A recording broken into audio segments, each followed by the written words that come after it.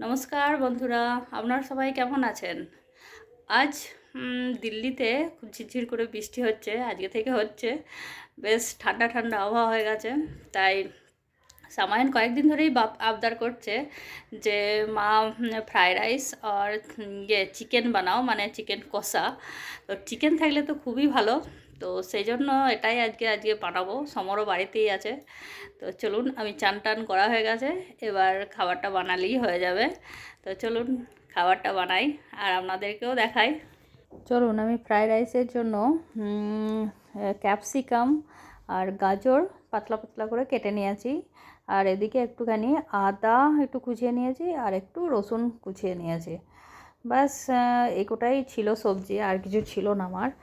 আর ভাত আমি আগেই বানিয়ে নিয়েছি, তো ভাত একদম ঝরঝরে করে এবার ঢেলে দিয়েছি ঠান্ডা হওয়ার জন্য, যাতে ভাপটা ছেড়ে যায়।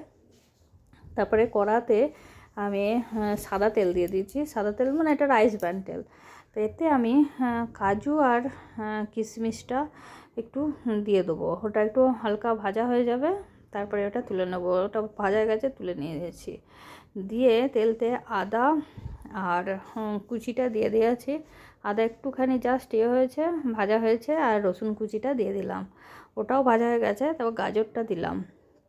তেলটা একটুখানি বেশি বেশি লাগছে মনে হচ্ছে, ওটা জাস্ট ভাজা হয়ে গেলে আমি একটু তুলে নেবো তেলটা। দিয়ে ক্যাপসিকামটা দিয়ে দিলাম। সব দেওয়া, এদিকে আমার চিকেন কষা হচ্ছে এদিকে, আর ওদিকে আমি ফ্রাইড রাইসটা করব। দুটোই একসাথে হয়ে যাবে, গরম গরম খাওয়া হবে। চিকেন কষা একদম সুন্দর করে বানানো হলো। যাই হোক, আর এদিকে ভাজা হয়ে গেছে, তেলটা একটু তুলে রেখে দিয়েছিলাম, আর সব দিয়ে দিলাম। দেখুন, এবার ফ্রাইড রাইসটা ভালো করে মানে মেশাচ্ছি। অল্প ভাত দিলাম প্রথমে, আর সব ঢেলে দিয়েছিলাম সবজি আর কিশমিশ কাজু সব দিয়ে একসাথে এটাকে ভেজে বাস হয়ে যাবে। আর সামায়ন মানে চিকেন থাকলে ওরা আর কিছু চায় না, মানে চিকেন এত ভালোবাসে, অন্য কিছু থেকে ব্যাস এতেই খুশি। তো ব্যাস ফ্রাইড রাইস আর চিকেন প্রচুর ভালো, টেস্টিও লাগে খেতে, আমাদেরও পছন্দ। আর হয়ে গেছে, এবার একটুখানি জাস্ট ঢাকা দিয়ে দেবো, স্টিম হবে। আর এদিকে চিকেন কষাটা হয়েই এসছে, জাস্ট এবার একটুখানি গরম মশলা আর ধনেপাতা কুচিটা দিয়ে দেবো, তাহলেই হবে। একটু নুনটা কম ছিল বলে একটু নুনটা দিয়ে দিলাম। তো এবং গরম মশলাটা দিয়ে দেওয়া হচ্ছে। গরম মশলা ধনেপাতাটা অল্পই ছিল।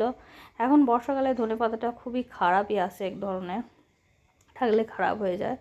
আর এদিকে চলুন এবার এনজয় করা যাক। একটুখানি পেঁয়াজ আর সব মাংস আর ফ্রাইড রাইস। কেমন লাগলো ভিডিওটা? যাদের ভালো লেগেছে অবশ্যই আমাদেরকে একটু জানাবেন আর কমেন্টে। ভালো থাকবেন, সুস্থ থাকবেন, বাই।